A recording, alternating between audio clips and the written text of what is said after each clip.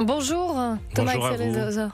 On va commencer évidemment par cet effroyable drame. C'est ce jeune homme de 17 ans, Louis, qui a été lynché, tabassé à mort à Narbonne le week-end dernier. 5 jeunes ont été mis en examen, placés en détention provisoire. Parmi eux, il y a 3 mineurs.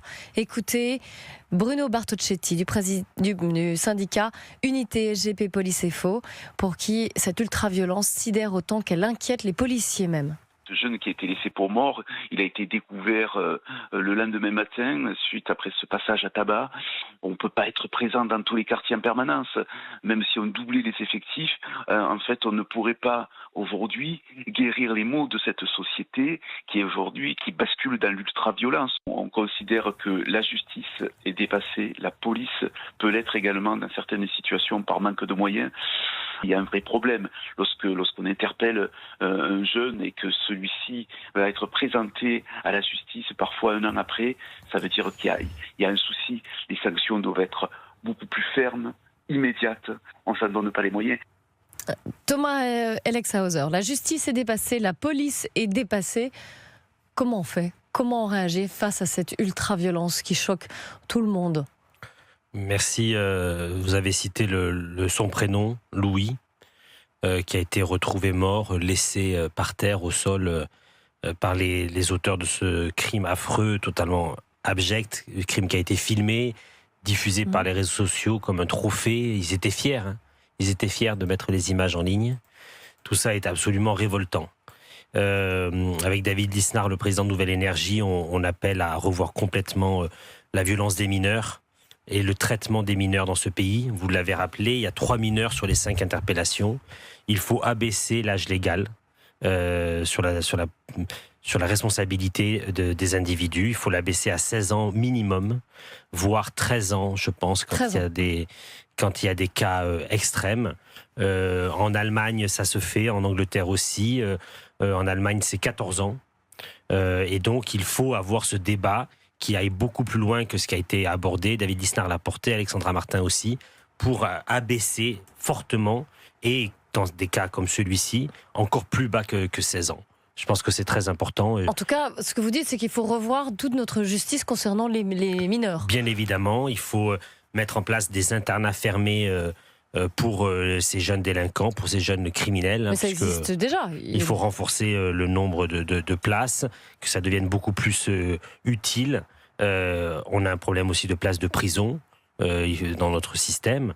Et je pense que la responsabilité des parents doit aussi être engagée, parce que quand les gamins sont dans la rue, font des choses répréhensibles et des choses abominables comme c'est le cas aujourd'hui, il y a aussi une responsabilité des parents de laisser l'enfant dans la rue.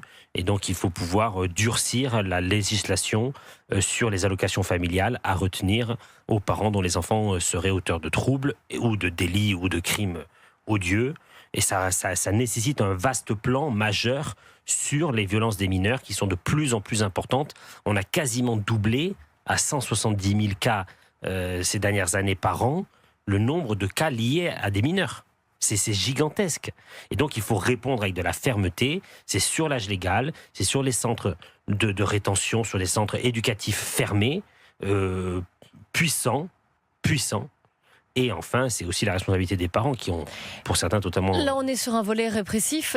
Alma Dufour, la députée LFI qui était à votre place il y a quelques minutes à peine sur Europe 1, disait mais il y a le volet prévention qu'il faut absolument renforcer aussi. Mais comment est-ce qu'on prévient l'assassinat du jeune Louis ? Moi, je ne sais pas prévenir, je ne sais pas trouver des excuses à l'assassinat du jeune Louis. Récemment, une députée socialiste sur un plateau concurrent disait il faut une tolérance, il faut comprendre, etc. Mais il n'y a rien à comprendre. On parle de crimes affreux, de crimes abjects. C'est au-delà de l'entendable. 5 personnes qui ont posé un guet-apens, qui ont roué de coups un jeune qui est mort. Mais dans quel pays sommes-nous ? Dans quelle civilisation sommes-nous pour se dire que ça va être un jeu de tabasser un jeune? Et donc, il n'y a pas de prévention, il n'y a pas d'éducation. Il peut y avoir de l'éducation sur la consommation de drogue. Il peut y avoir de l'éducation sur les maladies sexuellement transmissibles. Mais sur la violence absolue, sur le déchaînement de haine sur les réseaux sociaux, se dire aussi qu'on va filmer, qu'on va diffuser une mise à mort. Mais dans quelle société sommes-nous ? Donc, excusez-moi, Madame Dufour, qui est bien connue, députée insoumise de Seine-Maritime, heureusement que je n'ai pas passé plus de temps avec elle dans le couloir tout à l'heure.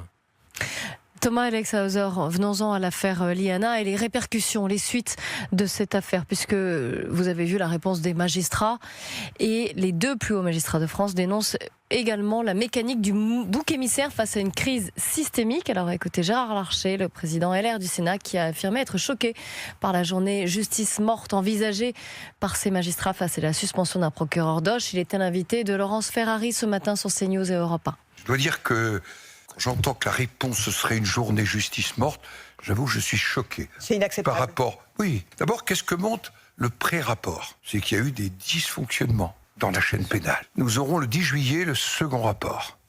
Parallèlement, la commission des lois du Sénat a entamé une procédure de commission d'enquête, notamment pour savoir qu'est-ce qui s'est passé entre les instructions données par la chancellerie au parquet et la suite. Si la seule réponse doit être corporatiste, vous savez, nous sommes un État de droit. Dans un État de droit, la confiance dans la justice est quelque chose d'essentiel. Je ne suis pas de ceux qui veulent dire qu'il faut se défier de la justice, mais aussi qu'il faut que la justice, par son attitude, nous aide à restaurer cette confiance.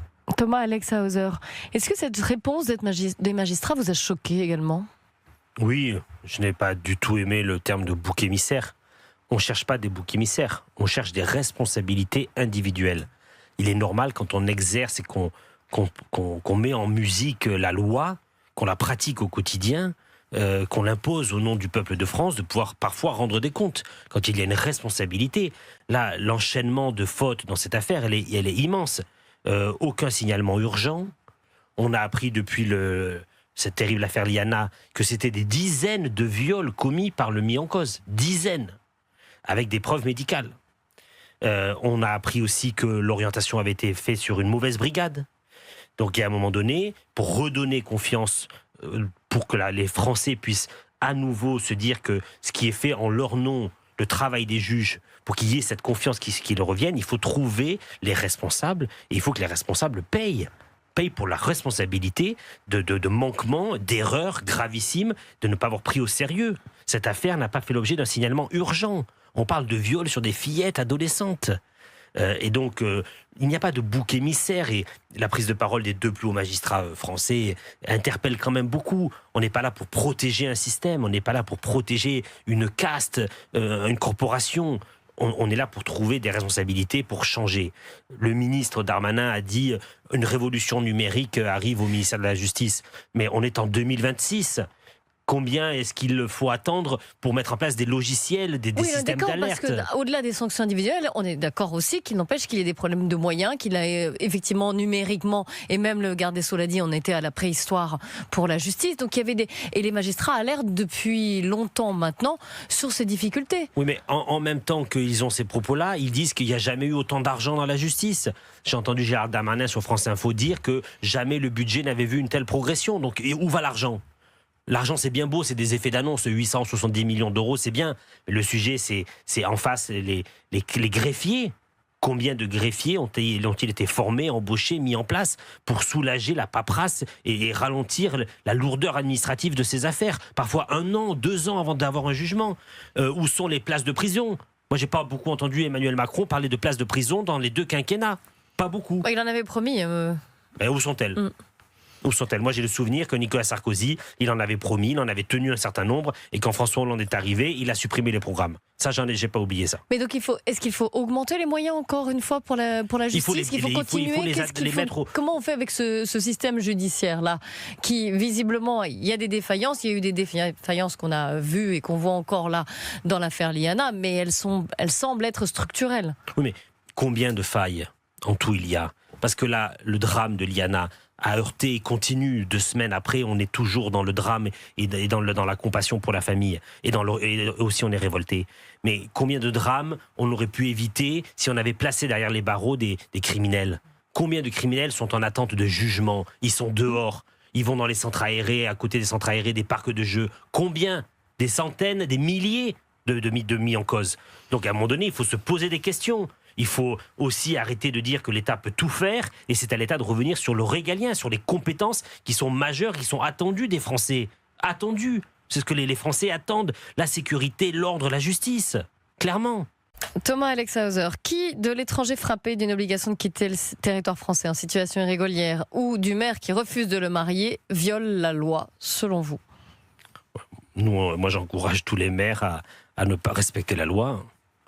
Là, je voudrais avoir quelques mots pour Cyril Marceau, maire de Chécy, condamné à 6 000 € de dommages et intérêts à un couple qui ne l'a pas voulu marier et qu'il a été contraint à un moment donné d'arrêter la procédure, sinon la ville allait dépenser des sommes folles. Et donc un petit mot pour mon confrère maire de Chécy. On se tape la tête contre les murs. On force des maires à marier des hommes sous OQTF. Dans quel pays on est? C'est absolument délirant. Donc j'encourage les maires autant qu'ils le peuvent à tenir, à résister et à ne pas célébrer. Moi, je ne vais pas célébrer un mariage qui se présenterait... J'allais vous poser la question, si ça arrive dans votre commune? Ah non, je ne célébrerai pas. Je ne célébrerai pas, je tiendrai jusqu'à ce que le préfet m'y oblige, si on doit y passer par une injonction de la justice aussi. Mais on ne peut pas demander aux maires d'être garants de la sécurité de leurs concitoyens et avoir des personnes sur obligation. Donc, c'est-à-dire qu'il y a eu un jugement pour dire obligation de quitter le territoire français. Donc, plein soutien à tous les maires qui résistent et qui luttent contre ça. S'il faut revoir l'arsenal judiciaire, il faut pouvoir le faire, mais c'est invraisemblable. Et là, cet exemple de Chécy où il y a des dommages et intérêts versés par le maire et la commune au couple mis en cause, entre guillemets. Ce sujet était au menu de l'Assemblée nationale aujourd'hui, puisque c'était une journée de niche UDR. Et on écoute Éric Ciotti, le chef de file des députés UDR, qui a réagi. Il était sur CNews et Europe 1 hier. On veut expulser quelqu'un, mais on l'autorise à se marier en France. Et une fois qu'il sera marié, il va rester définitivement sur le territoire. Donc on est au règne du bureau. Et on a sanctionné des maires qui ont été menacés. Robert Ménard, mais d'autres en région parisienne également, qui, si on leur dit, si vous ne célébrez pas le mariage, vous allez payer chaque jour une astreinte de plusieurs milliers d'euros. Donc nous voulons changer la loi parce qu'elle est stupide aujourd'hui. L'année dernière, nous avions déposé ce texte. Il avait été bloqué une journée entière par LFI, par l'extrême gauche, par la gauche aussi, et il n'avait pas été adopté par l'absence aussi des députés LR, puisque M. Wauquiez leur avait demandé de ne pas être là. Même Emmanuel Macron avait dit que cette situation était ubuesque. Non, mais il faut soutenir ce projet de loi qui va dans le bon sens et qui va permettre de pouvoir mettre un terme à une hérésie. C'est une hérésie absolue. Vous avez une personne qui se présente devant un officier d'état civil. Quand on est maire, c'est pas seulement une écharpe, on a une responsabilité légale, juridique. On est là pour faire appliquer la loi. Et on est représentant de la loi, ça veut dire quelque chose, officier d'état civil. Et donc on nous force à faire un acte qui est... Oui, parce qu'on ne peut pas empêcher les gens de se marier. On ne peut pas empêcher les gens de se marier, mais à partir du moment où il y a eu un jugement et des raisons valables pour dire qu'il peut y avoir des mariages d'amour avec des personnes étrangères, moi j'en suis le fruit... Ma mère a épousé à Marseille un jeune émigré de République tchèque. Bon, il vivait aux États-Unis à l'époque. Voilà, mais ça existe. Mais quand on est soumis sous OQTF, sa place c'est dans son pays d'origine, c'est pas en France. Alors là, selon si le texte, parce que Éric Ciotti l'a rappelé, il y a un an, le texte avait été mal formulé et retoqué immédiatement. Là, il a été un petit peu modifié et l'idée, ce serait justement le texte qui permettrait à l'officier d'état civil, donc, que vous venez de citer, le maire, ses adjoints, d'exiger des futurs mariés étrangers tout élément lui permettant d'apprécier leur situation au regard du séjour. En tout cas, et prouver aussi qu'il ne s'agit pas, parce que c'est ça dont on parle, c'est les suspicions de mariage blanc. Oui. Pour toute suspicion, le maire mène un peu une enquête. Il reçoit les mariés en entretien, il les soumet à question pour savoir quel est le bien fondé de ce mariage. On n'est jamais à l'abri d'un mariage blanc. Mais sur le QTF, vivement qu'une loi passe et qu'elle puisse être mise en application. 2027, écoutez Gérard Larcher, le président LR du Sénat, sur la bataille au centre et à droite pour l'élection présidentielle. Donc il était sur CNews et Europe 1 ce matin. On a 3 candidats, j'allais dire issus de ce que vous appeliez il y a un instant le bloc central. Mais vous n'en avez qu'un, vous, personnellement. Moi, je soutiens Bruno Retailleau. Il va présenter son projet aux Français. Les 2 autres candidats les présenteront. Donc, et puis à la fin de l'année, comme ils ont le sens des responsabilités, nous savons qu'il faudra, je l'ai dit, un seul candidat au printemps prochain devant les Français. Donc ça veut dire qu'un des candidats qui aura fait campagne, levé des fonds, mené sa campagne, va devoir arrêter au mois de janvier si les sondages lui sont défavorables, Gérard Larcher. Il s'agit de la France, il ne s'agit pas des comptes de campagne. Il s'agit de l'intérêt de la France. Et personnellement, dans l'intérêt de la France, je pense que les familles du centre et de la droite devront se retrouver. Thomas Alexhauser, il a oublié un candidat, le vôtre. C'est ce que j'allais vous dire. Il a oublié David Lisnard, le président de l'Association des maires de France, maire de Cannes, le maire le mieux élu de France, à plus de 80% dans une grande ville. David Lisnard, pourquoi est-ce que je le soutiens au-delà de son projet, de ses idées? C'est un homme neuf. C'est un homme qui n'a jamais appartenu au système. Aujourd'hui, on se retrouve avec des candidats qui ont tous été ministre d'Emmanuel Macron, ministre parfois de Jacques Chirac, ministre de Nicolas Sarkozy, ministre de François Hollande, Premier ministre. Le seul candidat qui n'a jamais été ministre, qui n'a jamais été dans le système qui nous a amenés dans cet état de faillite dans lequel on est, c'est David Lisnard. Et il porte ce projet de rupture. Et vraiment, j'invite les Français à écouter son projet, à réécouter le discours de Bayeux de la semaine dernière. C'est une vision claire, ambitieuse pour le pays, rendre au pays, reprendre le contrôle de ce pays. Et on a besoin de ça. J'ai du respect, bien sûr, pour Gabriel Attal, pour Édouard Philippe, pour Bruno Retailleau, encore plus. Mais à un moment donné, il faut changer le système, il faut changer le casting. On ne peut pas continuer à avoir des personnes sur le devant de la scène qui ont été ministres de Chirac, qui sont ministres de la Défense aujourd'hui. Ce n'est pas possible. Ça n'est pas possible. Même Laurent Wauquiez, il a été ministre pendant 15 ans, juste avant l'ère Hollande.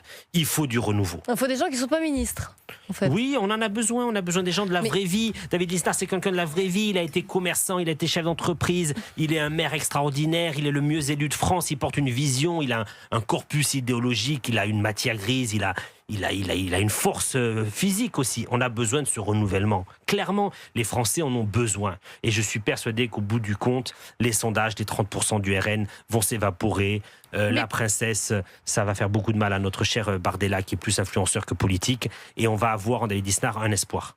Mais justement, puisque là, est-ce qu'un candidat de plus à la droite et au centre, face à LFI ou RN, qui n'ont pas non plus été essayés en France, comme David Lisnard? Donc est-ce que c'est pas un jeu mortifère? Je nous espère jamais d'essayer LFI, parce que je pense que ce ne sont pas des démocrates et ce qu'ils veulent, c'est prendre le pouvoir par la rue et par la force, et ils veulent la guerre civile. Ils veulent opposer les Français. J'espère qu'on n'aura jamais à essayer le RN, parce que je pense qu'ils n'ont pas les compétences. Ils n'ont pas les compétences, ils n'ont pas l'honnêteté du projet. Mais ce discours que vous tenez pour David Lisnard en disant mais lui, il n'est pas de ce système, ils le tiennent aussi. Les deux forces d'extrême gauche, mais ils ont prouvé un résultat. David Lisnard, il a montré un résultat en tant que maire, président des maires de France. Qu'est-ce qu'a fait Jordan Bardella au Parlement européen? A-t-il porté une loi? A-t-il porté un grand projet, un combat? Jamais. Jamais. Les scores qu'il a de participation sont les pires de la délégation française. Donc j'appelle les Français à voir autrement, à chercher autrement. Et si toutes ces forces politiques avaient accepté l'idée d'une compétition, d'une primaire, on aurait pu avoir la confrontation d'idées. Sauf que là, chaque candidat dépense des dizaines, des centaines, des millions d'euros d'argent pour faire des meetings, pour tenir la distance, pour tenir l'endurance, et ça ne sert à rien. Mais alors comment on va les départager ?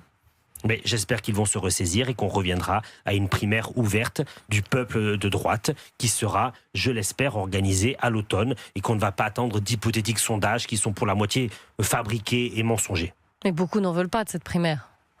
Ils n'en veulent pas parce qu'ils n'ont pas envie de la compétition. Mais vous croyez vraiment au sens des responsabilités, dont parlait d'ailleurs Gérard Larcher en disant certains mais ça va se décompter. Sur la primaire, Laurent Wauquiez évolue sur la primaire, Gabriel Attal a évolué sur la primaire. Ils évoluent, Gabriel Attal la semaine dernière. Alors c'est plutôt Bruno Retailleau pour les LR là, qui semble être en piste. Hein. Pour la primaire, mais il portera pour les couleurs des LR. Mais il est le président de son parti politique. David Lisnard a quitté les LR, il est président de Nouvelle Énergie. Le parti a les ressources, a le nombre d'adhérents suffisant, a les relais, a l'organisation pour porter une candidature crédible, une candidature d'alternance. Emmanuel Macron, en 2015 ou en 2016, personne n'aurait pensé qu'il serait président de la République. Hein. Malgré tout, il a été et ça fait 10 ans qu'il est. Et les sondages ne vous font pas peur ? Les sondages, non, ça ne me fait pas peur. Absolument pas peur. On sent monter chez nous, dans nos équipes, une mayonnaise, si je puis dire. Il y a des réunions tous les jours dans toute la France, partout dans tout le territoire.